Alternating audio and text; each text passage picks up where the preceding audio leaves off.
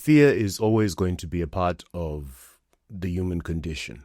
It's a survival mechanism. It's something that helps to ensure that we make it to tomorrow. And it is built into our physiology, into our psyche, into our DNA to have fear.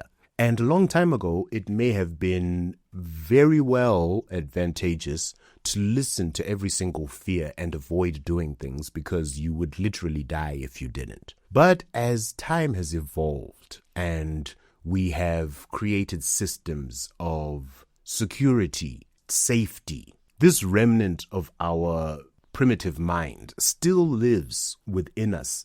But now what it does is it serves to slow us down from the things that we want.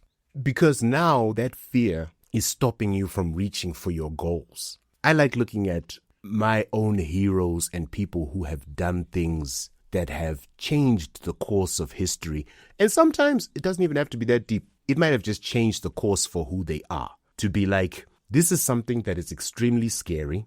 I'm going to try it. Even though I don't know what lays ahead, but I will try and move through with as much bravery as possible. Because that's what bravery is, right? Bravery isn't, I don't feel any fear. It's working to do something through the fear. I can't remember what show it was or what movie it was where someone actually outlined that. I'll actually do a little research on that later to see what it was. But that's the underlying idea. People will be like, I'm just procrastinating because I'm lazy. No, you are stifled right now. You have gotten that paralysis from analysis. I've spoken about that before.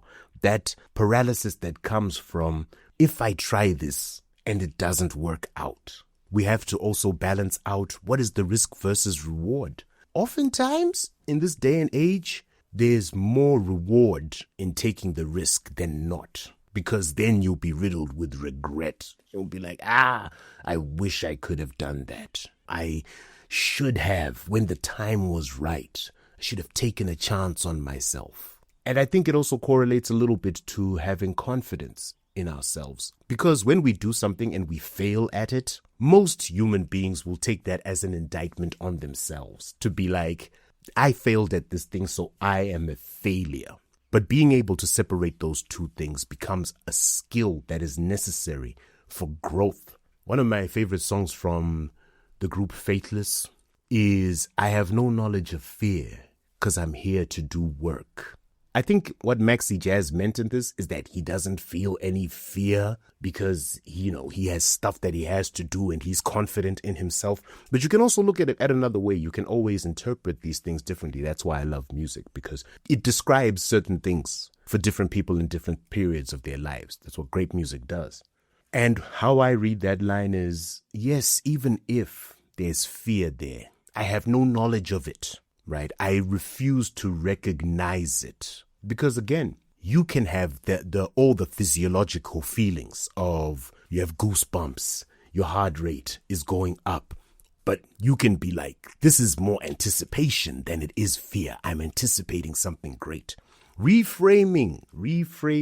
I always speak about it, that you have to reframe a lot of these things. Because you're almost trying to trick your brain. Our brain wants us to be comfortable. Our brain wants us to do things that are repeatable. Your brain would much rather have you procrastinate on something because at that point you are preserving yourself. That is what your brain wants. But that doesn't allow you to move forward and break new ground and see new things and experience new amazing opportunities. So you have to trick your brain. Of course, we love our brains because they keep us alive.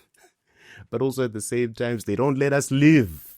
So now you have to think to yourself, man, what am I trying to do? Am I just trying to be alive or am I trying to live? And breaking through fear is that one thing that will help you. I'll give you some examples because right now you're probably thinking, this is very abstract. Like, what are you talking about? Fear of doing what? I'll give you an example. Are you trying to go to your boss to ask for a raise or something like this? You might be afraid that, if I ask for a raise, the boss will fire me. Does that really happen?